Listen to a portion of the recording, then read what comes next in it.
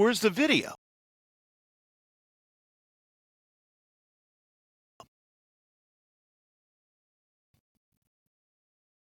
Now, I couldn't see it. I don't think it shows Man, us. I wanted to see it. Casey's upping the production level of the In-Ring Wrestling podcast, and he found this just snazzy, computerized, open. It looks incredible. I just watched it. I watched it on my phone today, and I was like, holy moly, this is amazing. Yes. And I just wanted to see it. So now I'll watch the opening of the show. Hi, everybody. It's another edition of the In-Ring Wrestling podcast. I'm Kevin Kelly. I'm the sidekick. And the guy to my right, maybe your left, the one and the only, Casey Thompson, who he came up with this idea just over a year ago. We debuted, in fact, 53 weeks ago. If we go another 30 weeks, you know what I'm saying. Yeah, we too could will. be 83 weeks. I don't think it went on, so I'm going to have to practice more. All right. I can play it now, though. Can you? Yes, live. And let's see if it'll play. I don't think it'll play for us. Yeah. Oh, there it goes. I don't see it yet. You know what? I think everyone else has seen it. This is new open to the show. Dude! That's like being in a movie theater. Oh, you see it? Yeah. No, I don't. So we got we became little boxes. Yeah, to I the saw left. that. It showed, but it had a black screen for me. I'm still a little box for some reason. I don't know why. I know. That's not fair. You go to. I've been playing around with the inner workings of everything here, so it might get scary. Layout. Here we go. I can change the layouts. There we go. I'm gonna go back to this. I'll come back in a second. Not available when. Oh well. What's it say? Well, wait a minute now. While recording, visual effects can't be changed. Am I still little on your side? Oh, yeah, I'm still little, too. Oh, really? Yeah. Yeah, we probably screwed everything up. We're just going to be little guys. All right, so let's get into the news of the week, which doesn't really have to do with any wrestling promotion because it was sort of a non-week. Yeah, there was an AEW pay-per-view last night, and I didn't care. Samoa Joe won the belt. Show was supposedly pretty good. And WWE did some stuff with people things. The only thing that I noticed this week, Casey, and I don't know if you saw this, is Becky Lynch giving Adam Pearce what for on social media. Oh, really? As he's the general manager of Raw, and she's not happy with, who's been on her team, and he's getting a little bigger. Wait a minute, we're moving around. I'm trying to move them over. No, I'm a circle. I'm the circle. No, I'm a circle. Oh, it's a circle for me, though. It's only let me move it over one at a time. Oh, man. I'm almost where I don't mind being a circle. Well, I'm the little guy now. But it definitely will mess everything up for the shorts, so as Kevin continues, I will try. So you play around, and I'll kind of get into the the news of the week and how to me it all ties into wrestling. We are living in a time now, and we have been in this time for a while, but I've never realized how hyperbolic it is, how loud it is. And that's when a team is underachieving and the fan base wants the coach fired. Okay? We are living through that all throughout college football now. And I'm a huge fan of college football. Yes, I'm a Florida State grad. Of course, I love the Seminoles best of all. But I will watch any game, any day. I'll watch the MAC on Wednesdays. I love me some Friday night football. I'll do Saturday the whole day. And now with so many big programs firing their coaches and just giving millions upon millions of dollars to buy out the coach, we don't want you here, so here's $70 million to go away. We'll be right now back, they're Kevin. going to have out, coming back in. You go. You do your thing. I'll be right back. So then they pay the coach $70 million to go away, $50 million to go away, whatever the amount is. Then you got to hire the new guy, and you pay him $10 to $12 million a year. I heard Lane Kiffin is getting offered like $13 million a year. Let's remember now, you got to pay the players because we're in a whole new world now. And the idea of the coach being the highest paid guy, that's not going to sit too well. And that's always been one of the things with the NFL. Still a little guy. Is that the coach, we're still little guys. It's all right. I like it, though. I've ruined the whole entire... I don't know, man. No more show opens. What if you play the open again? Maybe it'll go back to there where we go. Hey! But I think there's 3 of us now, though. Oh, well. It's better than what it was. No. There's only 2 of us. Okay. You're right. Except we're on opposite sides, but that's okay. Yeah. You would have so to anyway, leave Case, and as come I was back saying. in order to change all that, but we're okay. Ah, that's fine. Okay, perfect. I'm not touching anything else. Sorry, the news everyone. of the week, no more. No touchy. But that video open is amazing. I freaking love it. As I was saying to the folks, Case, we're in a world where now college football fans are going crazy, and the minute the team doesn't do well, doesn't make the playoffs, struggles, loses a couple games in a row, they're ready to, send the lynch mob out. Well, you were talking about that a couple weeks ago too, right? It's gotten worse. Because it's millions of dollars worth of to buy them out, right? You were saying $50 million to buy out the Florida State coach. Gotcha. The LSU buyout is $54 million, and they're going to wind up in court over this because Brian Kelly, the former coach, says, pay me the whole thing. And LSU is saying, it's for cause. Oh. So now it's like an unemployment hearing. Oh, geez. So they're trying to not pay them. Yeah. They want to fire them without the buyout. Exactly. It sounds like a WWE contract. Thank you. It sounds like, to me, people need to start reading the fine print. Right. And need to start understanding what contracts are all about. And they need to start understanding that when you pay people to do a job, that they are on the clock. And that if you're a booker, if you're a wrestler, it doesn't matter. The only position that is immune from this is owner. Yeah. If you own the team, if you own the promotion, if you own the territory, you're fine. Yeah, exactly. You're going to get paid either way. And what we're seeing is fan base upset, people not understanding the lay of the land, not reading the fine print. Look at Andrade. Andrade now has realized he can't wrestle anywhere. He was about to wrestle a Crash in Tijuana and pulled out of the show. Oh, really? Because either his lawyer or somebody said to him, hey, man, did you read your contract? Because it really says not just not wrestling in the U.S., but wrestling anywhere. Wow. Yeah, but also, if he fights it in court, I think he will win because... I agree. They're not employees. They're independent contractors. So you can't tell an independent contractor, once you start telling them what they have to do, where they have to be, what they have to... It changes from, from being an independent contractor to an employee. Right. So this takes us down a slippery slope. Yeah.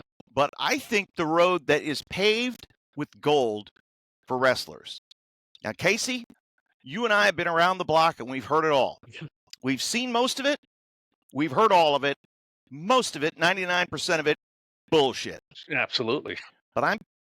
And how many times have you heard, we ought to get a union? Oh, gosh. Okay? Yeah. I am telling you that the time is right for wrestlers to start organizing. Yeah. Could be. They need collective bargaining. Yeah. That's true. all we're talking about. It's collective bargaining. This way, there are no gray areas. Sure. Everybody's free to negotiate their own contract, but you know what are given standards, okay? So if you play in one of the 4 sports leagues in the United States, baseball, football, basketball, hockey, you're covered under a collective bargaining agreement. And that says the owners and the players share in revenue. How much percent is up to each league? Right. If there's TV money, we share that. If there's merch money, we share that. And the percentages are all known, public record. And if the league says we're not making enough money, if the players say we're not making enough money, they'll offer to go back to the bargaining table, sit down, tear up whatever agreement they have, go again. Right. And that's where you get work stoppages. Okay? Now, we are in a time where wrestlers cannot make money. The wrestlers of today, they're no longer paid on the house. They are paid a flat rate salary. Whether they wrestle once or 500 times, it doesn't matter. And they are employees more so than ever before, but they have no employee protections. Right. And I am telling you, the more I read these things and the more I see this deal, it's going to happen in college football. That's crazy. Now, because now they're paying the players. Yeah. And now the universities that are paying the players are like, well, wait a minute. These are only 1-year contracts. And at the end of the season, the player can leave and go somewhere else and play over there for more money. So what does the university have to do to protect themselves? They can't say we're not going to pay money. Right. Because somebody will pay it, right? That's what always happens. So you have to have collective bargaining. Both sides will want it in college football. Sure. And Casey, as you and I have talked about, I don't think TKO wants to get anywhere near collective bargaining with the wrestlers of the WWE. No, not at all. Wow, it's just, the NCAA allowing the NILs and everything has literally ruined amateur sports. We've even seen it. Completely. I even see it in amateur college wrestling. There's wrestlers making millions of dollars a year to go wrestle for like Penn State or Iowa. But the thing is, there's only a handful of those programs that have that kind of money to offer. So you have some colleges that are Division I wrestlers that aren't getting anything, because they can't, afford that stuff. So it's kind of unfair bargaining for all the athletes, really. Right. So if, let's say, somebody from what was the school that Chase went to? Franklin What's the name and of it again? Franklin and Marshall. Let's say, and that's a D1 school for wrestling. Right. Let's say any weight class doesn't matter. Wrestler has a great season. And they catch the eyes of an Iowa or a Penn State or a Oklahoma State. I don't know if they're still a top-notch program. Yeah. Minnesota. Oh, yeah. Okay, Penn State is the Penn State and number one. Penn State, Iowa, and Oklahoma State. Those are the top 3. Okay. So there's your top 3. Yeah. Well, all of a sudden, this young wrestler, who wasn't making any NIL money, yes, he got a scholarship to go to a private school, and the school's expensive, maybe not a full scholarship, maybe a partial. Now, not only is he going to get a full ride, but he's going to get paid. And that's intriguing. So now the little guy, the smaller program that's also on the Division I level, but again, it is not a level playing field, as Casey's saying. Yeah. They lose out. And it's not like the wrestler is going pro. Right. It'd be one thing if the WWE was dangling the carrot and said, jump to the pro ranks. You won't be able to wrestle amateur anymore because you're getting paid. Right. But you can come to the WWE and you'll make lots of money. Yeah. And wrestlers would do that, and everybody within college wrestling would say, wow, that's cool. Good for him. Yeah. It wouldn't give one school an advantage over the other.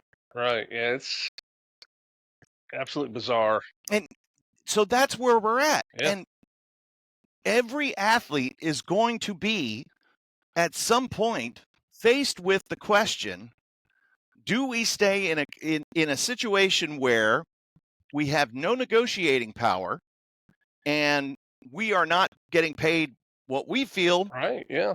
our worth is? Because let's look at the TV contracts for pro football. Well, that's factored into the collective bargaining. Yeah. And the salary cap jumps up every year. We're talking, 30 teams. And it's going up $20-30 million every year. Yeah. That means, and salary cap is collectively bargained. In baseball, there's no salary cap, and the players don't want it at all because they're making shit tons of money. Yeah. Yeah. So, Casey, and we may have talked about this on a previous episode, but for those of you who are just joining us late, the averages for revenue sharing in most of the sports, it's somewhere between 40 and 50%, let's say. Right. Okay? Round numbers. Means in the NFL, 50-50, 45-55, whatever the split is. Right. Take a guess as to how much pro wrestlers get paid. Now, we're talking about the TV wrestlers that are under contract. Right. What percentage of guaranteed TV money do the wrestlers share in through their salaries? Because remember, there's no collective bargaining. I would guess probably 10 to 12%. You would be quite high. Oh. The number is actually 4%. Wow. 4%. And it's going down every year. Yeah. Because while wrestlers' contracts are going up, there are fewer wrestlers as the WWE, excuse me, as the WWE has some of their older stars aging out, they are not going to be looking, if let's say John Cena gets $15 million a year. Right. I've heard Roman Reigns gets $12 million a year. And barely wrestles even. Barely wrestles, right? He's on a limited schedule and he makes that kind of loot. Let's say Randy Orton makes the same. Do you think that when those guys go away, they're going to be just automatically putting Braun Breaker into that tier of pay? No. Why would they have to? Braun Breaker's wrestling for, say, $1 million a year right now. Yeah. Take it or leave it. If he's making... That's what they're going to tell you because there's no collective bargaining. And where else are they going to go? Yeah. They're going to go to Tony. Okay? Well, Tony Khan only has so much money, and I don't mean this like that, but I mean, he only has so much roster, so much capital, so much time that he can invest. I don't really know about that. He has people on the roster he probably doesn't even remember just getting a check. And he always can make a new championship. That's in the news, too. Yeah, that is true. And we will talk about that here in a little bit. But what... Okay, so let's say when Ricochet left WWE, he was making whatever he was making, $500,000, $1 million a year. And let's say he's jumped over to AEW and he's making about the same. Right. Let's just say. Okay. And he's in about the same spot that he was in WWE, maybe a little more. I'm sure he's happier because it's not the pressure cooker that WWE is. It's like the Wild Wild West compared to, the military. Mm-hmm. And that's with Vince running it. Right. Let's remember now that I think there's a little looser atmosphere with Triple H at the helm. I've heard that from a few people. Mm-hmm. But that doesn't mean it's, Sunday picnic. Right. It's still, we've got to be on our best behavior and we've got to make sure that, because we never know who's watching. And wrestler paranoia is a true disease. Right. So the point that I'm making with all of this is wrestlers compared to the television contract money are proportionally underpaid tenfold. compared to their other fellow pro sports league members. Right. Okay? Same type of athlete, different sport. Hockey player makes, collectively bargains less than football because the TV contract is less. Right. But they get a bigger percentage of the gate because they're selling like 95% of the tickets to see them live because it's a great draw. And so they share different pots of money. Want to know what's even crazier? And with the NFL, is the WNBA gets a higher percentage share than WWE. Yeah. And again, they're owned by the NBA. Right. So they now exerted their will. And I'm not saying they did anything wrong because, again, if any sports company, any wrestling promoter wants to pay wrestler A or basketball player B, I don't care. If you want to pay him $100 million a year, go right ahead. Yeah. It doesn't affect me. I'm happy for them that they're making this money. Sure. If you want a return on the investment, well, yeah, exactly. So the idea that wrestling is going to be entering into this world and this conversation of collective bargaining is coming. Yeah. Because this Andrade story is catching attorneys' eyes. Yeah. And what they are realizing is that wrestlers are not represented the way they should be, and that things that have primarily just been done on an extension of a handshake for more than the past 30 years and over the last 20 years have been contractually negotiated, but how closely does the wrestler read the contract? Yeah. And who's there to protect the wrestler? That's where it's going. Yeah. I guarantee it. Maybe maybe 5 years. Now, and I just want to say this. So how many times in wrestling have you, over the course of your career case, heard another wrestler talk about a union is forming, or we're going to get benefits, or we're going to get guaranteed money? We're going to share in the profits. I've heard this untold number of times. Yeah. And everyone just laughs it off. Oh, yeah, okay. Yeah, sure. Jake Roberts was singing that song. You remember that? Yeah. Did you hear about that deal? Yeah. In Vegas? Mm-hmm. Oh, they're building the building right now. They're building a lot of buildings in Vegas, Jake. Shane Douglas. Oh, you should sign this contract. Boys were like, what? Yeah. Road Warrior Animal was on that train as well. Oh, really? Wow.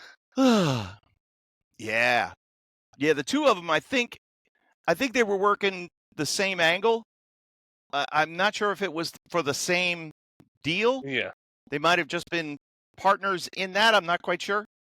I never heard too much more than that. And I had a conversation with Shane Douglas about it. Right. And when I was in Ring of Honor. And I agree with what Shane said, by and large, overall. And I said, that's fine. We have to find representation who are willing to sit down and help with the wrestler with the collective bargaining part. Right. Yeah. Oh, well, we've taken care of all of that now. I don't know about that, pal. Well, the problem is you have wrestlers trying to come up with this when it should be attorneys. That's their field, their expertise, not a correct. A locker room lawyer, or maybe who's the Harvard lawyer from WWE that wrestled? Oh, David Otunga. Yeah, he's been going over the contracts, reading them, and talking about them a lot. He has a podcast now, and he's been talking about them, and pretty interesting stuff. And he was talking about, TKO might not want to take Andrade to court because they're going to lose. He's like, I was amazed when I was, and I know about it, but it's different when you hear it from someone that's educated from Harvard, institution like Harvard, that that's what his field is, contract law and stuff like that. To hear all the stuff, I wonder. You remember Chris Qualman? Yes. Yeah, he was maybe we should talk to him one day about this. He was a That's a good contract idea. attorney, entertainment attorney, and he had some WWE clients, Billy Gunn and a few other guys over the years.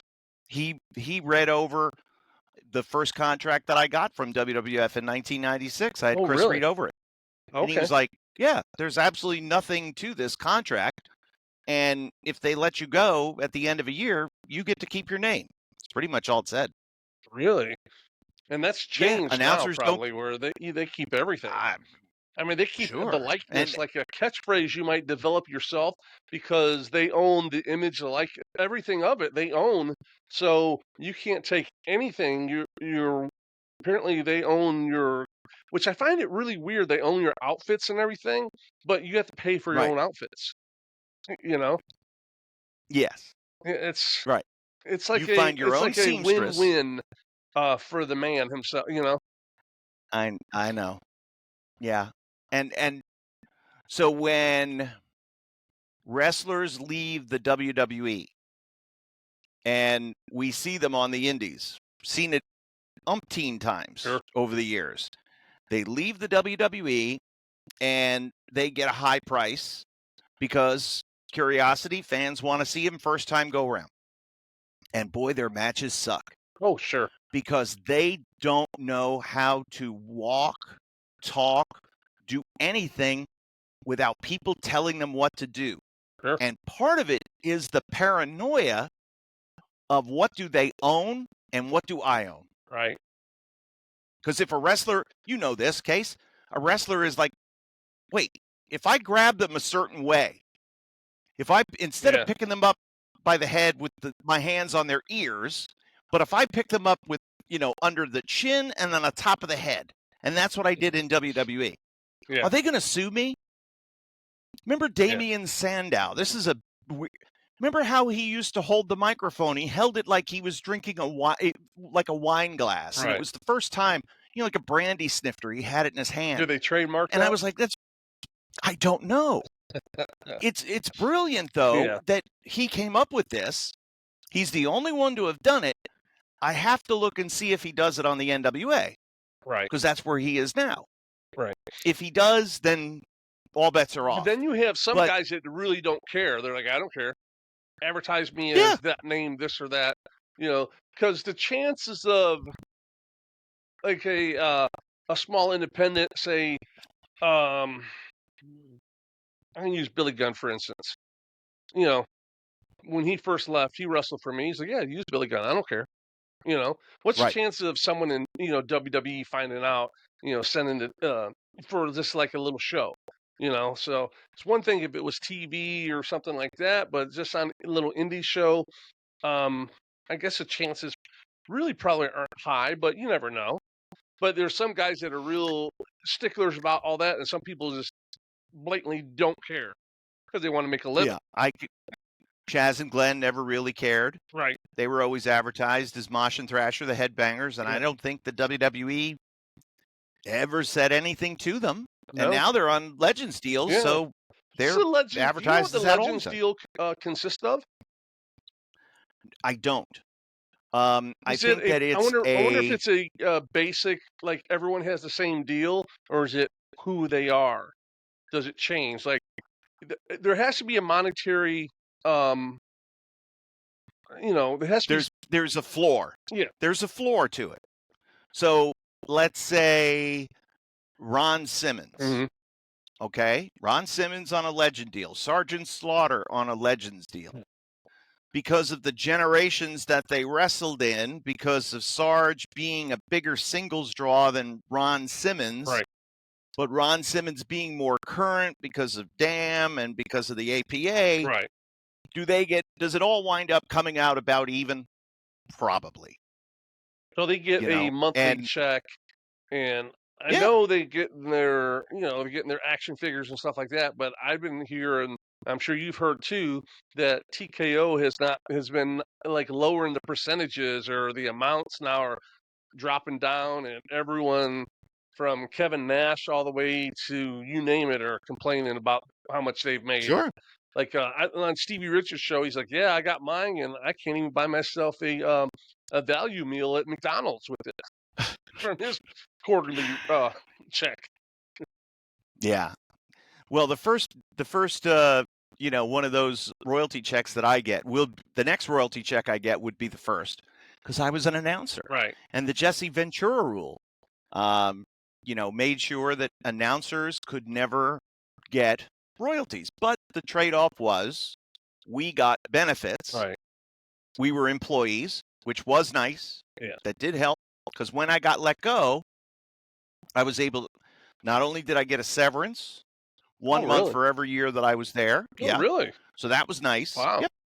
One month for every year that I was there. So it was 6 because I hadn't hit 7 yet. But then I was able to get unemployment. Oh, wow. And it helped. Yeah. Because it took me 13 months to get another job. Oh, wow. And the job wasn't in wrestling. Yeah. So it was it was tight. But I think that when you're looking at those Legends contracts and the percentages, now there was and these things pop up on Facebook on the random. I don't know how or why, but I've seen this a few times. The fax that Vince sent to Warrior in 96 or 97, whatever it was, $750 a year. Yeah. $750 a year guaranteed, 14 dates a month, and 35% of his royalties. Wow. That's a big number for the percentage of the royalties. Yeah, usually it's 25. I know it was 25 in Ring of Honor. Oh, really? Yeah. Some guys made decent. Because they sold a few shirts. Right. Some guys didn't make anything. Now, I mean, with Ring of Honor, think about they were built around selling their videos. Now, back no in one the day, got anything off the videos, I take it. That all went to the company. No. Right. And the thought process was, we're giving you exposure, and I think there was a little bit of a trade-off. Yes, we will pay you your rate, which was usually pretty decent. I know that when guys were getting paid by Kerry Silkin, so that was post Gabe, Rob, Doug Gentry.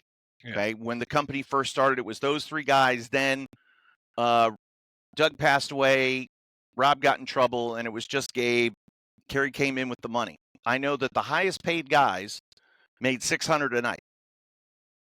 So Roderick Strong, Austin Aries, I would assume Tyler Black, those guys made $6 a night when they wrestled. And I don't know if, and they probably had some sort of percentage, but I don't know if they got a percentage of DVD sales. Maybe they did.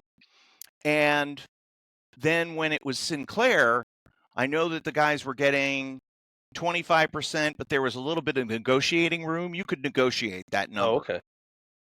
Yeah. So some got more, and we were kind of still working off of the same Kerry Silkin pay scale. Then I left in 2017, and all of a sudden they decided that they were going to, 2018, 2019, they were going to compete with everybody.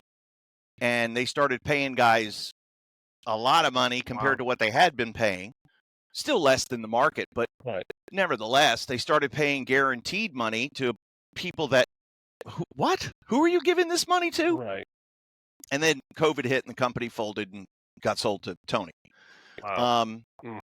So, yeah, everything kind of like has an evolutionary flow to it. Right.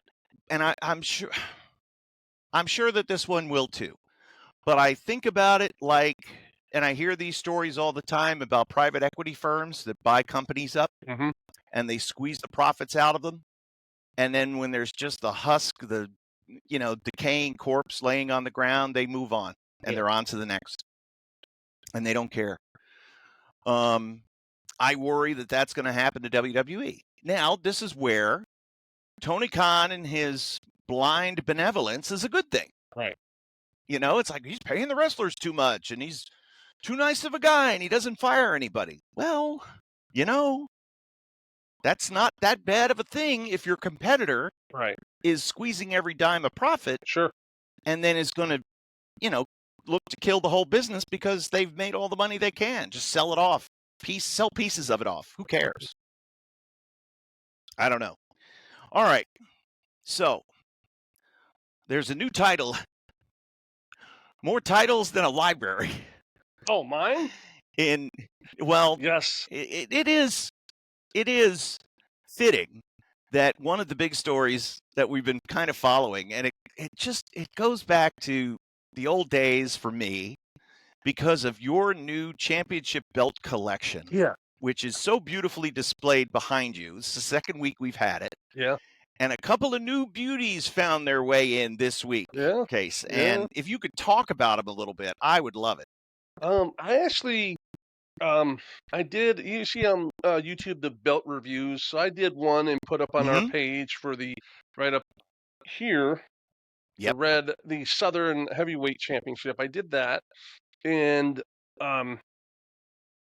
just an absolutely beautiful. I mean, everything was gorgeous. Just gorgeous about it. And the other one I got was down here is the Georgia Championship Wrestling television title. And then the other one I got, I'll just take that out. Yeah, now we're talking. It's heavy. The stepping stone to the NWA World Heavyweight Championship. Proudly worn by wrestlers far and wide. Okay, here we go. I came back to Florida to win my championship back. Champion of Florida. There it is. Yep. This is the Florida Heavyweight title. And I tell you what, I was probably 14 years old, 15 years old, sitting in church thinking about this belt right here. I swear to God. Man. And I was like, I want to get, I thought about how can I have it and how can I make one my own to have?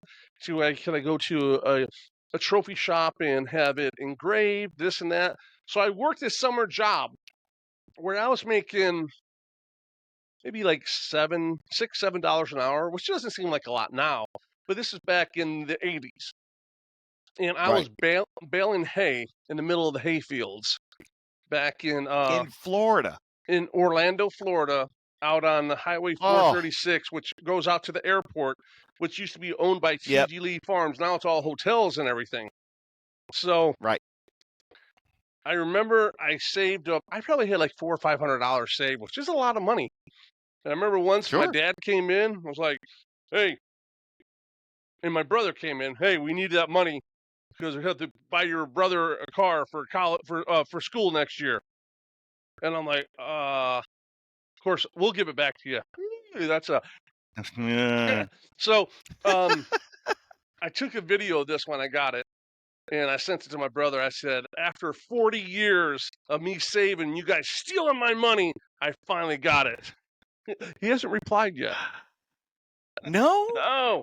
I don't know why. I think that and ironically, I do have another one coming from a belt maker overseas.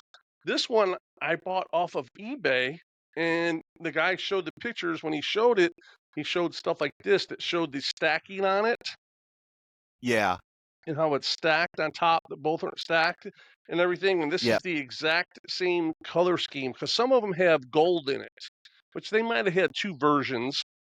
But this is like the identical one. God, that's just gorgeous. You can see how it's stacked. Yep. And it's just exactly like it was back in the day, you know? Yeah. And so, because, you see those famous pictures where Mike Rotunda had it across them like this, And so I bid on this on eBay, and I was like, this is the belt right here. This is the belt. This is there's so many championship belts that you can get. Everyone's on to these spinner belts, all this stuff. Now, it's all about, to me, this is my holy grail that I get excited for, that this belt right here. And I'm not a type of person that I don't care if they're not brand new, all because they look like they're more ring used when they have a little of wear and tear on The them. leather is a little broken in. Yeah. So And that is leather, correct? oh yeah, it's absolutely leather. Yeah. So it was on eBay and I was bidding on it. I'm like, no one's bidding. All of a sudden someone started trying to bid against me. So I just put mine up so high and I had all the notifications set. And I'm like, I am not losing it because I want this belt. Like, it's just so it's really cool. It's a really, really fun hobby for me. Let me grab this other one. Yeah.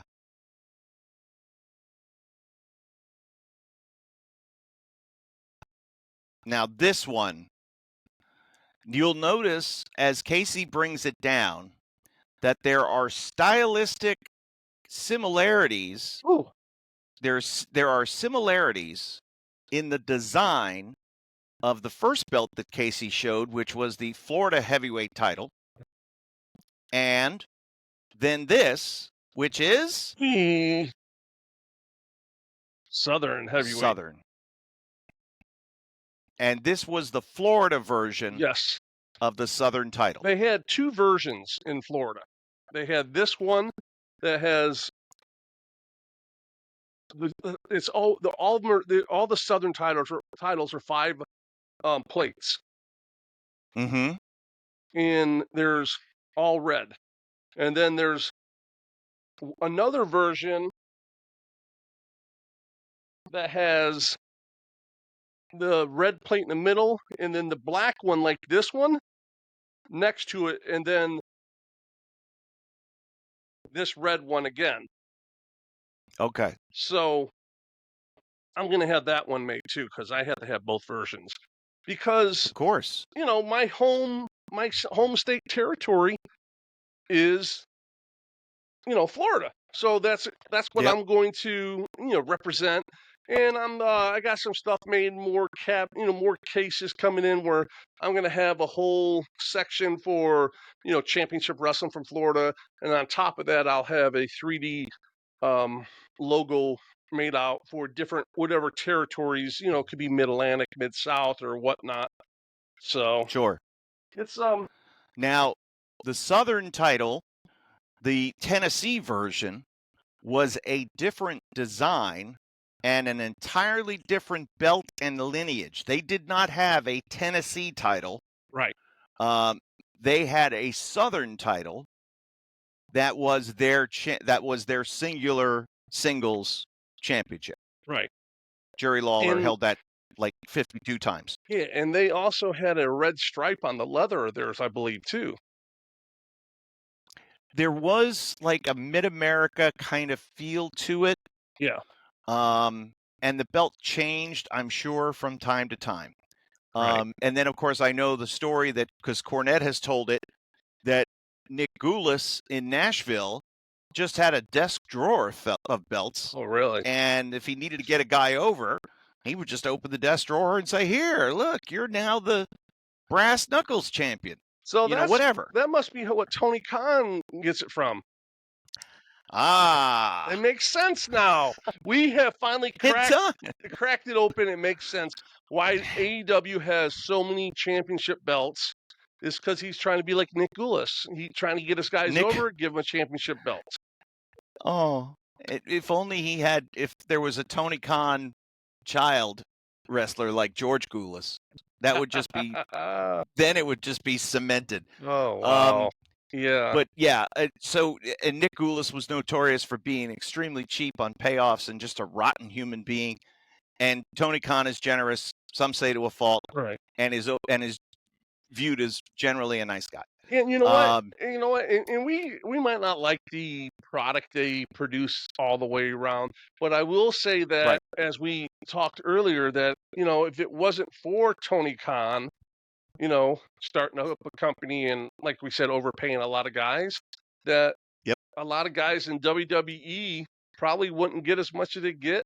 They get paid, and and have a little bargaining tools because of it. So I bet he's the most biggest baby face in WWE is Tony Khan. in it, because again, that's the threat. Now I saw a story, and I don't know if it's fake news, just clickbait, or if it was legit, but I saw that Randy Orton had just re-signed and said that this was going to be his last contract. I didn't see it in any other sources other than just this one little Facebook thing, but that he was toying with the idea of jumping to AEW. Wow. And I hadn't heard that anywhere else. But again, that's how you do it. Right. Yeah, you make them If think. I don't get Yeah. If I don't get my price, I'm going to go. I know where I can get my price. Yeah, absolutely. Yeah. That's and this is where having representation helps. sure. Okay? Because you can honestly say as the wrestler, now let's say I'm the head of WWE and Casey, you're the wrestler who wants to leave. And you have an attorney who's talked to Tony Khan, but I could say, Casey, have you talked to Tony Khan about money? And the answer is no. Yeah. I have not had one conversation with the man. I haven't talked contract. I haven't talked money with anybody else. Yeah. Just my agent has. Well, they don't say that part. Right. So these negotiations happen behind the scenes with third parties. Right. And here's a neat little story. Remember when the Radicals jumped to WWE? Oh, yeah. So that was the first time, to my knowledge, that it was discussed internally in the office the way that it was, that we were going to really put a full court press on getting these guys to jump. Really? Okay. Yes. Wow. And that there was creative for them and they had all kinds of ideas and they just wanted them because of the perception.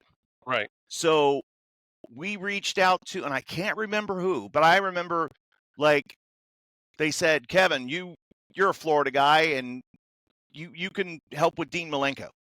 Really? And I can't remember. Yeah. And I can't remember who I talked to, but I talked to somebody who then I put in touch with somebody else so that they could speak for Dean. Oh, really? Oh, yeah. Because when you're under contract, you can't talk directly to someone.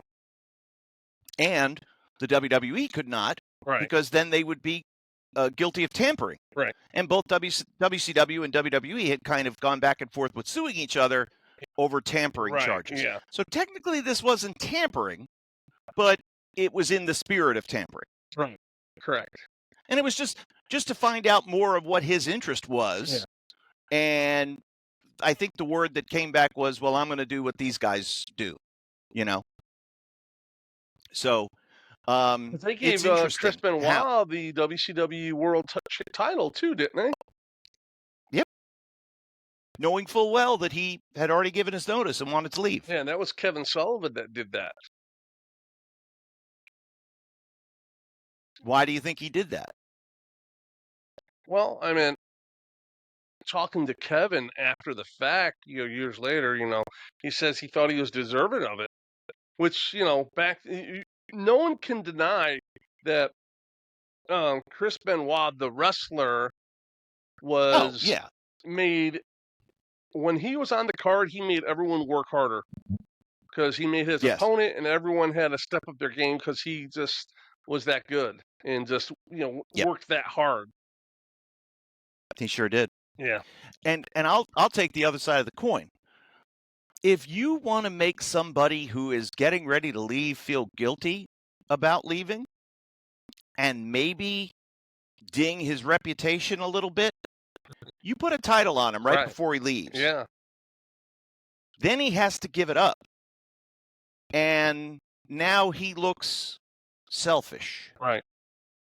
I'm not saying that was Kevin's motivation in putting the belt on Benoit. Yeah. But if I was in that seat and in that same position, I would think that way. And you can't do it with, you got the right personality, because Benoit was a very respectful gentleman. Yeah. He and Dean and Eddie, we were in Raleigh, North Carolina. My mom lived in Raleigh. I brought her over the hotel to Mhm. have brunch, and I didn't go over and say hi to them or anything, but all three of them came over, and Oh, seeing the woman with me, they assumed that it was my mother. yeah.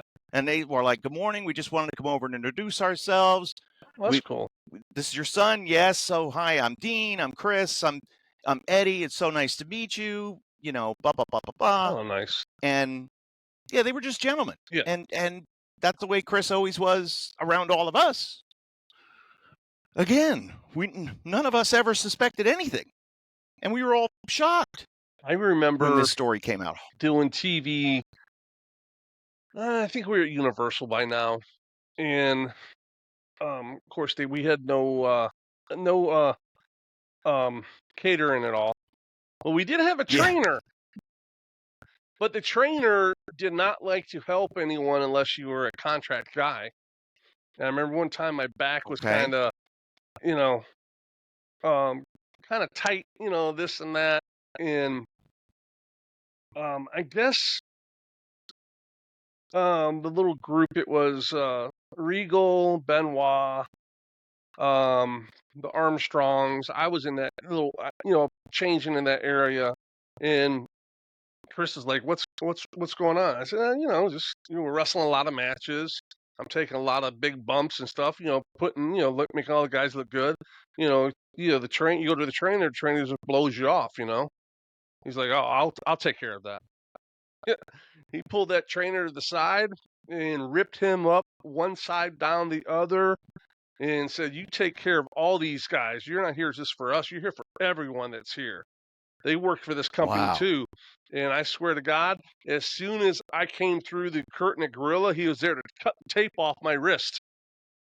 You need that? You need That's rolls of awesome. tape? You need any? I mean, he was like, I guess, Regal and especially Benoit really, Yeah. put the fear of God into him to, you know what? You're going to take care of these guys. And it As totally it should changed be. after that. Suitably chastened, he Yeah. was. I saw a story this week that the Ultimate Warrior went to bat for the women that were on a tour that he was on. Oh, really? That he found out that how poorly they were being paid, and he of course knew what he was making, and was like, "Oh no, no, no, no, no! You need to pay them more. You need to give them more, Oh, wow. or I'm not going on." Oh, really? And he wouldn't go because that's him. That's him. Yeah. Didn't have to, and it's not like the girls went crying to him. It just came up in conversation. Right. Yeah. And when he heard about it, he was floored. He couldn't believe it. Right. And he had no problem going over and standing up. That's what you do when you're a leader. Sure. Warrior always got a bad rap, you know what I mean? Yeah. But in moments like that, that's who the real person is. Well, because people aren't going to tell about those moments because it doesn't fit the narrative of him No. being an ass and, all for himself and stuff like that. Right. He just had a different view on the business. Right. Like Brock Lesnar has a different view on the business. Always has. Right. And that's why it's so refreshing when I see how he gets over on them over and over and over again. Yeah. Because he's not a mark. Right. He doesn't stick around. You're done? I'm going home. Call me when you got something. Yeah. And it works for him. I love that. Yeah. Yeah. And so I saw, now getting back to the belts. So Tony Khan fashions up a national title. Yeah. And of course, the NWA had a national title, Right. which is one of the belts that was in Georgia, and it was in the Carolinas. Mid-Atlantic. And it was a pretty, Crockett's. yeah, that's what I mean. Yeah. Mid-Atlantic, it was a Crockett belt. Right. It was in Georgia for a while, and it was a pretty prominent belt in the NWA. Yeah, sure. The United States heavyweight title, the NWA version of the United States heavyweight title, was the premier singles title underneath the world title. Right. But then it was the national title. Yeah. And Tony Khan, I guess, had a conversation with Billy Corgan. Yeah. and they talked about the lineage and the title, and I guess they came to some sort of understanding. I'm not sure if they came to an understanding, Casey, or if they just, agreed to disagree. Right. I'm not sure. I don't know how that story. I saw people online like, "Oh, NWA Corrigan's going to sue them." Can they really sue for something that's been,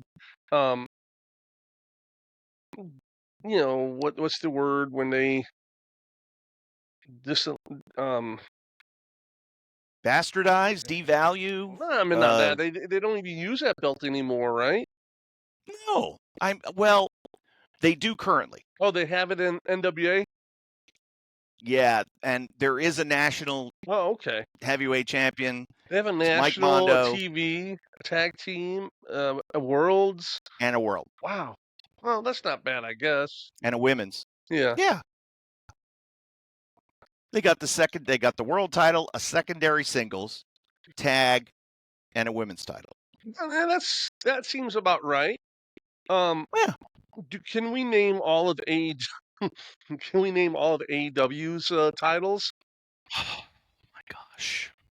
Don't they have a national, international, intercontinental, interworld, global, transgender? So there were 3. There was the ROH title, there was the Continental title, and there was the International title that I think they all merged into one. Oh, really?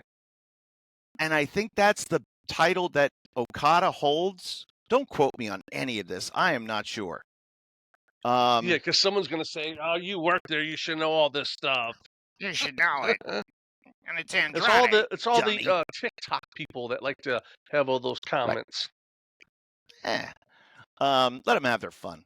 Yeah. Like Trump when he stood there with Mandami, and the reporters are like, "You called him a whatever. What did they call? What did he call Trump?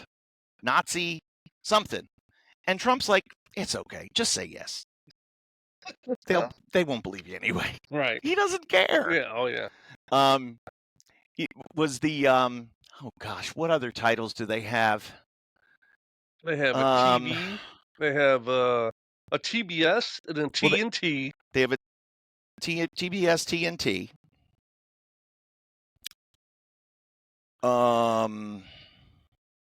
They have a. Do they have a trios title? Yes. Yeah. They have a regular tag title. So they have 3, 5, 7, 9, 10. They have an international title, don't they? Yeah, I think that's one of the belts that was merged. Oh, okay. And now this new title, the national title, correct me if I'm wrong, what I've heard is it's not really going to be used on AEW TV. It's just going to be used all around the world on different shows or something. Doesn't really make much sense, but okay. Here's me making my eye. Yeah. I've heard this umpteen different times and umpteen different ways. Right. The last time I heard it was New Japan with the TV title, which was an ugly ass belt. Ugly belt. AEW? And they said, "Oh, this is no New Japan." Oh, New Japan had they started their own TV title that all the matches were going to be 15-minute time limits. Okay, good. And they were going to be, so if, let's say Zack Sabre Jr., who was the champion, was he the first? I think he was the first. If he's wrestling on a show in England and he's defending that title, we will put that title on New Japan. We'll put that match on New Japan World. Oh, really? So fans could see every title match for the NJPW World TV title. Sounds like they're just trying to get and content. That it was going to be. I agree with that. I agree with that portion of it. I don't even think that belt's talked about anymore. Oh wow. I just don't. They made such a big deal of it, and it's an idea to have another tournament. And if you have a tournament it's like, how many tournaments can you do? And tournaments, as Cornette says, lazy booking. A tournament is easy because but what's the prize? I don't know. Someone I'd else, rather somebody. someone I'm else a bag fan. gains 10 more pounds every time they go somewhere. Yeah. How about this? What if they gave away a Cadillac or a car, Tesla? They used to do Cadillac tournaments back in the day, and yeah, the boys would assume the lease on the Caddy, whatever. But wouldn't it be cool to win a Tesla? Yeah. Wouldn't it be cool to win a fancy sports car? That'd be awesome. Not like back in the territory Hangman days, Page. being an NW World Champion, you get a percentage of the house, every time you work. Yeah. It's an interesting visual, that's for sure. Let me ask you this about title belts, and I was going to ask you this before. So Jack Briscoe, the NWA World Heavyweight Champion, won the championship in 73, correct? 73 or 4? Yeah. 73. Beat Harley Race for it in Houston. When he won that title, it was red leather, right? Yeah. Yeah. When did they change to the black leather? I think when he lost it, probably. I don't recall seeing anyone else with the red leather besides Jack Briscoe. Right. And I wonder, I see, if I looked it up, I bet I could find a picture with Jack Briscoe holding the black leather NWA World title. Maybe they changed it midstream. I believe the red leather also had a buckle on the back of it. Not the... Really? Yeah, I believe. I had to look at some of the... I look at a lot of those pictures and try to, looking at different belts I like and stuff like that, and try to, find belts out there that are pretty close to what it's supposed, ring accuracy and all that stuff. Mm-hmm. So when I think it was Ron Fuller that told this story, when Jack Briscoe became the NWA World Heavyweight Champion, he won the championship in Houston, Texas. It was a Paul Bosch promoted show. Oh, wow. So he came back to Georgia first. Like that was his first assignment. And Gordon Soley, who was the announcer for both Georgia and Florida, played a little ha-ha on the new champion, Jack, who had to write a check for a security bond for the title. $25,000 or something? Yeah. Yep. Well, they were in the hallway, I guess, at TBS, and Gordon kind of nudged the belt in its suitcase, like behind a door or something like that, to where Jack couldn't see it. Right. And he had just won it. Right. And he's like, "Where's my belt?" Oh, wow. That's funny. And Gordon's like, "I don't know, pal. I haven't seen it." Oh, that's funny. Wait a minute. Here it is. Woo. But there was pressure to make sure that nobody double-crossed you, and you couldn't lose it. Right. Yeah, I thought about that. Remember a few years ago when Jericho was a champion in AEW and he left the belt in a taxi or something? Or you remember MLW had a show, right?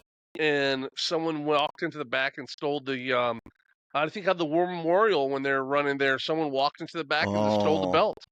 Just took it and left. Jesus. I remember that whole thing. I think it was pretty funny. Man. And again, the boys just leave the belts most of the time just laying on a chair. Oh, they flop it down wherever they're all over the place, yeah. It's in their suitcase or it's just tossed on the ground, you know what I mean? There's not like a special Halliburton that the belt goes in. No. And you know what? the person who holds, well, my experience, it might change now because, the wrestler mentality has changed over the years. But when you won the title, you're like, oh, okay. Yeah. I mean, yeah, it's cool and everything, but, you have to carry that everywhere and you have to be responsible for it. And you're like, I don't want to do that. Do I have to? I don't want to do any of this. They might care about it more now than, than back in the day. When you have there's the chat's going on too. I moved the chat window when we were little guys there on the side. Closed too. And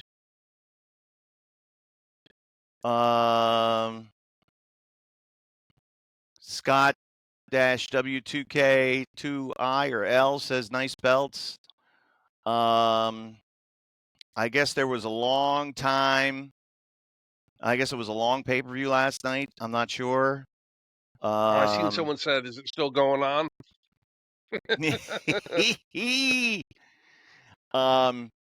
It's it's interesting when you look at what people value today and what is the way times have changed and the perception of things, because when you were a champion, right, it meant something, but at the same time it was drudgery. Now, you may have heard this story.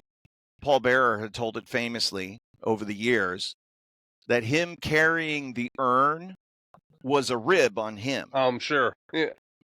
Because he could never check the urn. It always had to be in his carry-on, and he had to take it out every time they scanned his bag, and they took it out, and it's like, oh my God, it's an urn. Why didn't they just put it in the ring it's truck? An urn. I think there was probably like, you can't put it. I could hear Bruce. You can't put that in the ring truck. You got to carry that. What if the ring truck breaks down? Yeah. What if the ring truck breaks down?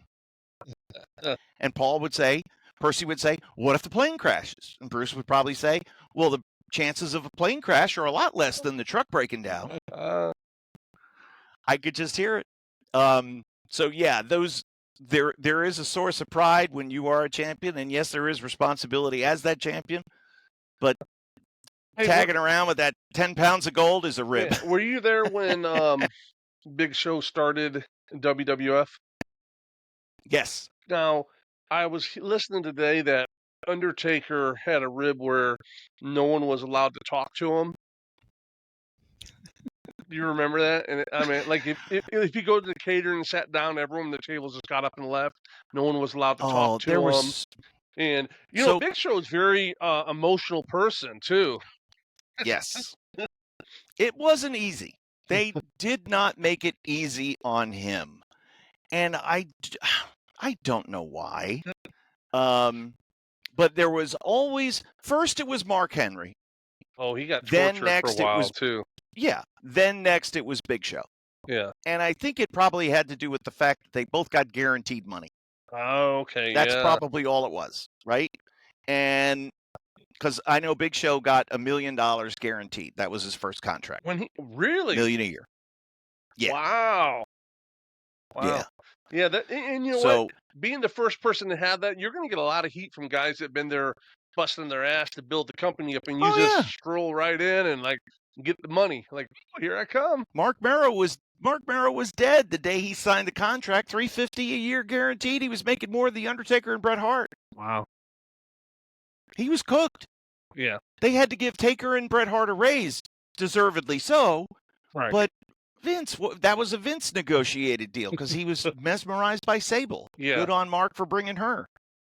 But yeah, so have you things seen like him that, lately? and yeah. Have you seen Mark Morrow lately?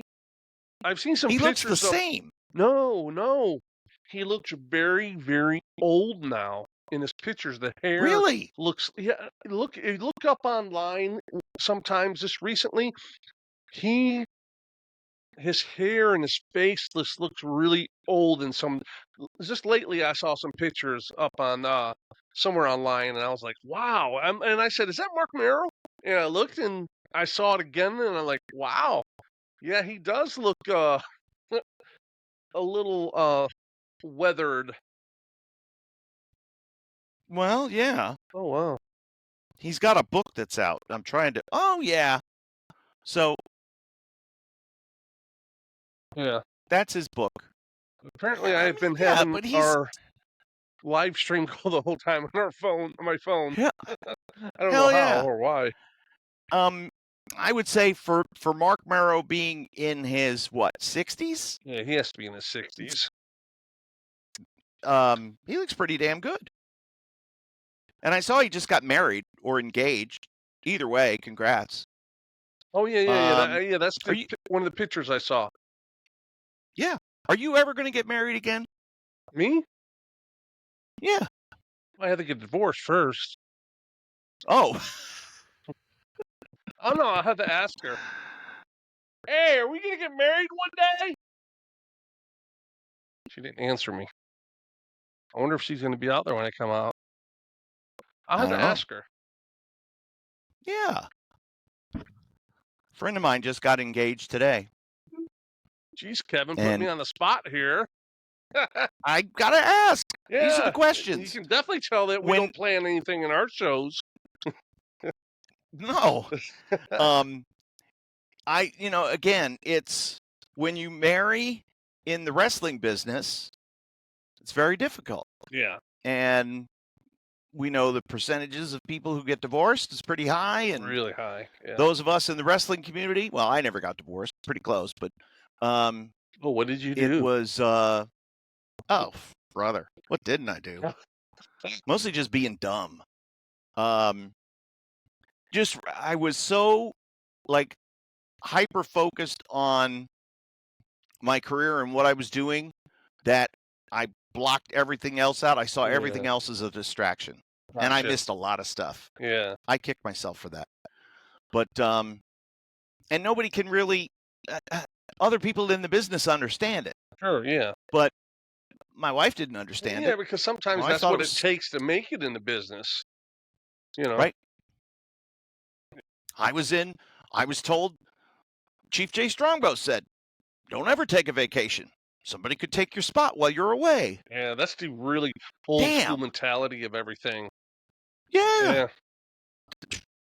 It's like why all the wrestlers worked injured and stuff, because out of sight, out of mind. You're not there, someone else is going to take your spot, and it could end up just staying their spot. So here's another thing, and this could be a topic for a full show. We'll just touch on it a little bit today. There was this viral video that was going around with, I didn't watch it. I only saw the Twitter beef that ensued around this video, but it was, I don't know if it was organized backyard wrestling or it was just guys horsing around, taking a bunch of crazy bumps, right? Like, I saw somebody get thrown off of something high. I saw dudes taking big back bumps, like on carpeted floor. Oh. And it's like, ow. And Will Ospreay said something to the effect of, oh, I wholeheartedly endorse this. It's just guys having fun. To which Jim Cornette came in and said over the top, well, the other side of the coin, here it comes. And this is the reason why you're in the hospital, having just had neck surgery at 32 years old. He's 32. Okay, yeah. And then Ricochet comes in and says, well, how come all the guys from your generation have had to have hips and knees replaced? But not at 32. Well, Ricochet, because they wrestled 7 days a week there, bud, not just once a week, if that. And there's a big difference. It was wear and tear. Yeah. Mostly wear. Sure. You know, anytime you're a professional athlete, your hips, your knees, your elbows, your shoulders, whatever joint it is, are going to get worn down. Right, yeah. And through repetitive action, not injury. Not injury.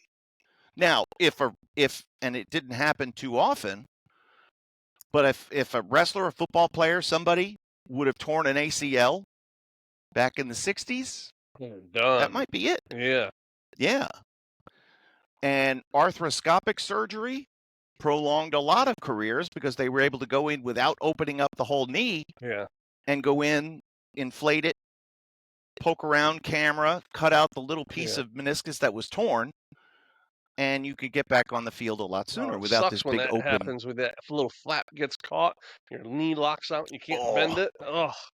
That's and those, some rings, when you run, they bounce, and if you don't run in the right way, it bounces against you, and it just jams your knee every time you run in it pops up and just jams it and everything. So, yeah, it's Why is my daughter? That was an injury. I remember that was an injury Kenny Omega had. And again, it's just wear and tear. Yeah. But had a meniscus issue and his knee locked up. Yeah. And it was super painful. Oh my gosh. He was in agony. And he's trying to wrestle through it, of course. Of course, yeah. So the whole debate, I felt like, I understand what Will's point of view is, but it's too different. And then for Ricochet to come back the way he did, it's like, no, man. Cornette Bobby probably Eaton lives had to have, for this. He loves this when this happens. Of course, because they just, it was, you think before you speak.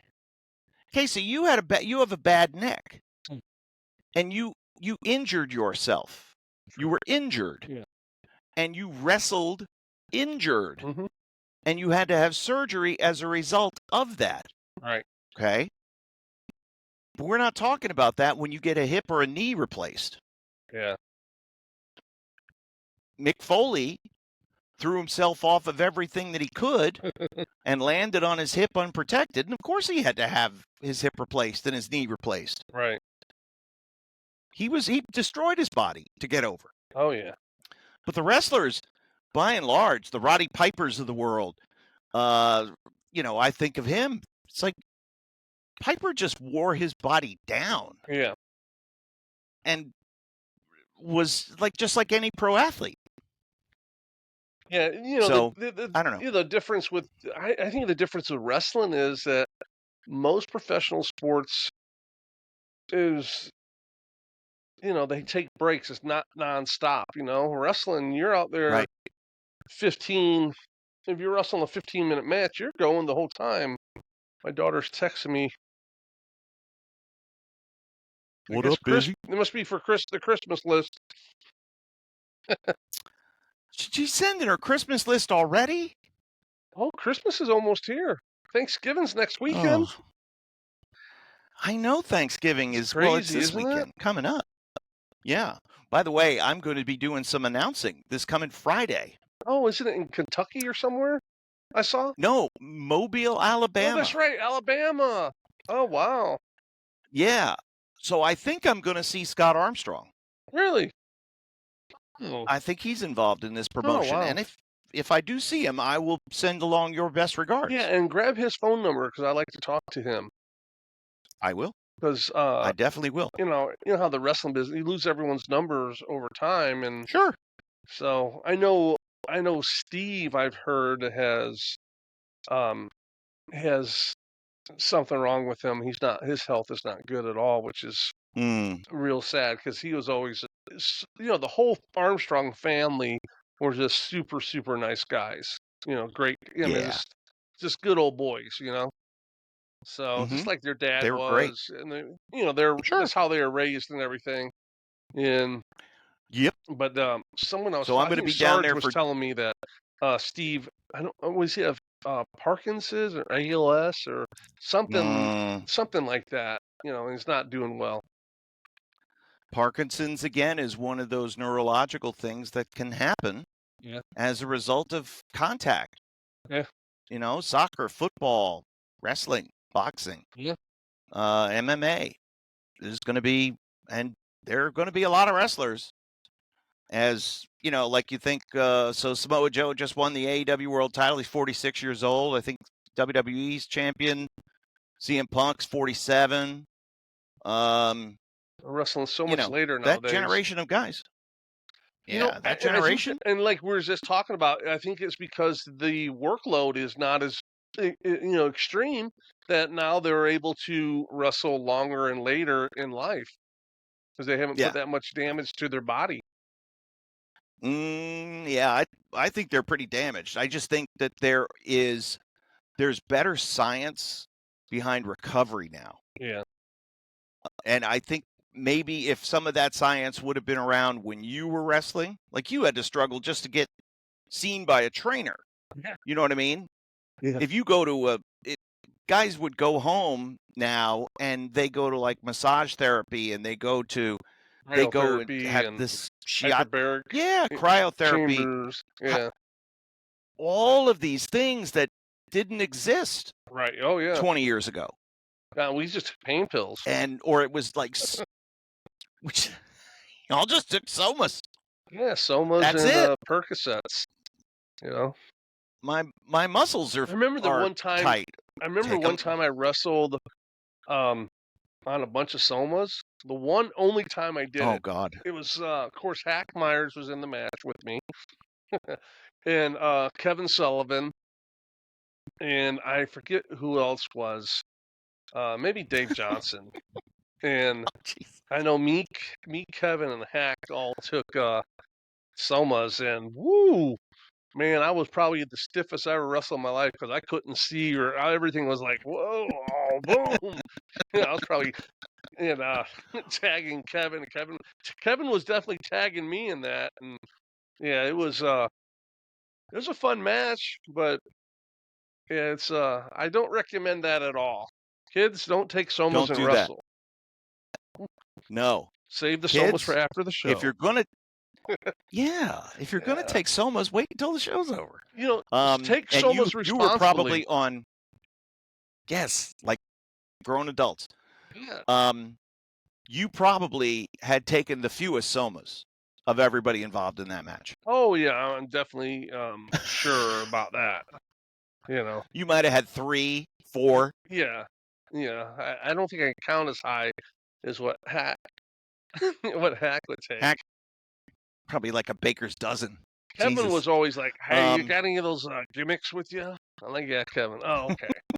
And he'd always take. I think it was an old school thing. He'd always take any kind of pain pill with like a mini thing, like a Ephedrine or something like that. It's sort of like taking Percocets or Vicodins with 5 hours.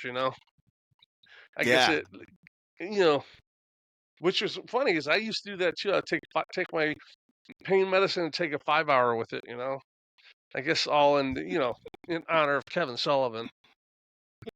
That's right. Pour one out for Kev. What's crazy? Out of all the stuff we've talked about, in the wrestling business, everything, all this crazy stuff. The story that I told last week about one of the shorts, it was about when I up in Chicago wrestling with Joe Laurinaitis, Animal, and how I sat on my mask and broke it, and then he got up and was like, "Oh, you have a sleeping problem, you snore and all this stuff." It got flagged on TikTok, and they wouldn't air it for some reason. It violated their policy, and I was trying to think. I said I cursed once, but I curse all the time in the show, and it's on all kinds of stuff. But they flagged it and wouldn't put it up. So I guess someone is very sensitive about sleep apnea on TikTok. Apparently, they probably is. Chinese people don't like that. Maybe the TikTok. They probably don't understand it. Or it could have been that Animal was bullying you. I mean that. Oh, you know what? Yeah, because he coming. You know what? You're right. They are big about bullying and stuff like that. Oh, that's probably it. That's crazy. So as I remember the story, Animal got up early and he wrote you a note. He had to go to the airport. So before he went to the airport, he wrote you a note. No, he woke me up. That no, Casey. He wrote you a note. Yeah. That said, "Dear Casey, I enjoyed seeing you again. I did want to alert you to the fact that I heard you snoring last night. I hope you rested well." Yeah, that was signed, your friend, Joe Laurinaitis. Yes. Just like that, right? Yeah, it's sort of like, he wrote the note. "You got a fucking problem, bro. Right, fucking snoring. You have sleep apnea." It was. Your interpretation. You may not remember close. this. Yeah. You told me that story long before we did this podcast because we were talking about having sleep apnea. Oh yeah. And you had told me that one, and I was like, oh my God, because I slept on your couch and had just gotten my machine. Oh. And I was like, down in South Florida. Yeah. That's right. Wow. That's right. I could sleep anywhere with that mask. As soon as I put it on, out. Yeah, I'm the same way. Out. And speaking of which, I need to get out because I got to get up early. Yeah. I guess next week we will discuss. Oh shit! Another prize. Now, Casey, I did not know when you showed me the pictures of the Southern title and Florida title that was also part of the haul of your bidding. Oh, that? Correct? Well, I didn't know that banner was, you had gotten that as well. Oh, and I got that myself. I wanted it just because we're hanging up, because that's where the big boys played and I played there. So, it's fitting that I have it. That is right? where. So. That's right. But. I liked, and we can talk about that next week. I will be back, of course. I leave Friday morning. I fly to New Orleans because the ticket prices going to Mobile were ridiculous. Oh, yeah. I fly to New Orleans, then I'm going to drive to Mobile.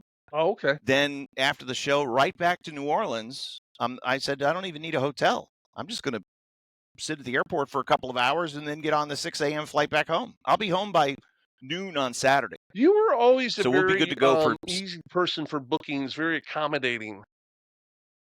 Yeah. Whatever. Yeah. I was a little, I don't want to say stern, but I was a little bit like, no, I need to fly Delta because it's the only airline I have status on. And this is like Thanksgiving weekend. Oh, and if anything goes sideways with these flights, what is it? A promotion with TV up there? Choice. I have no way of getting home. Oh yeah, you're right. Yeah, they have local TV in Mobile. Okay. Diamond Championship Wrestling, and here's the cool thing. The arena is named after Bullet Barb Armstrong. Really? Right? And yes. And he was there, and Scott, of course, is there, and so it's like family. They signed off on it. They gave it the blessing. Really? Wow. And so it's affectionately called the Bullet. Really? So that's where we're cool. announcing from. Yeah.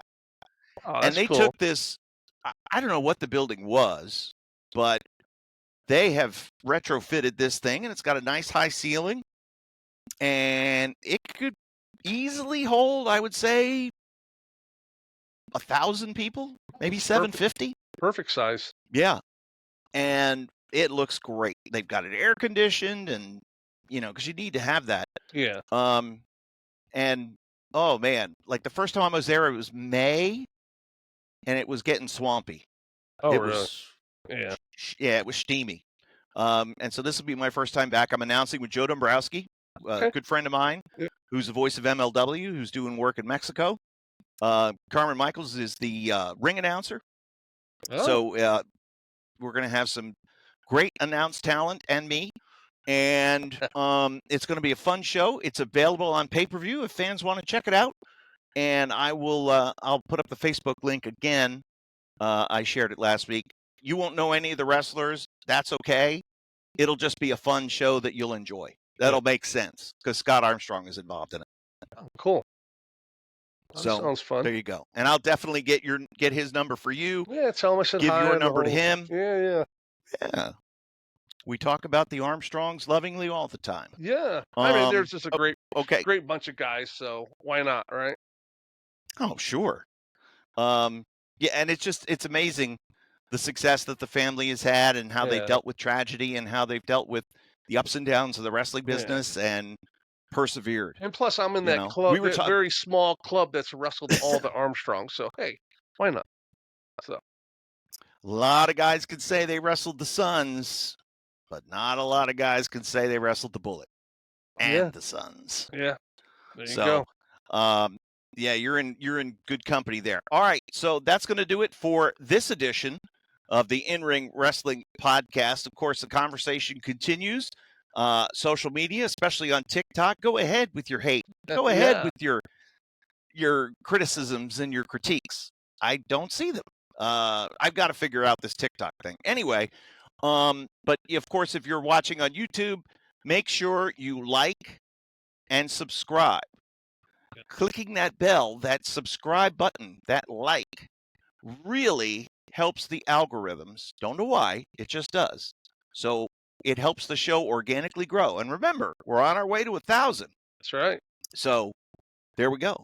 And again, Casey, thank you so much. Thanks for opening up your home, showing your championship belt collection. I think it's beautiful, and I can't wait to see how it grows over time. Oh yeah. The thing is, I'm so impatient. I just want it all right now. So Give me. I'm going to overbid. I'm going to outbid myself just I'm to make done sure with. I win. That's my last thing there. I'm just getting made from belt makers now. So, but it's all about. I want all territory stuff. That's what I'm like. I want to have the biggest territory wrestling belt collection out there. So that's my. That'd be amazing. Yeah, that's fun. It's always relive my fun. childhood. All right. There we go. You get the Bahamas title. You can have Tyree Pride sign It's off on my that list. Hey, Yes, sir. I figured. And the United all right, States so that will do tag it for this. team. Oh yeah, I got a list of That's all of right. them. Yeah. All right. So for Kevin Kelly and of course the show's creator Casey Thompson, we thank you so much for joining us. Happy Thanksgiving, everybody in the U.S. And we will see you next Sunday night live for another edition of the In Ring Wrestling Podcast.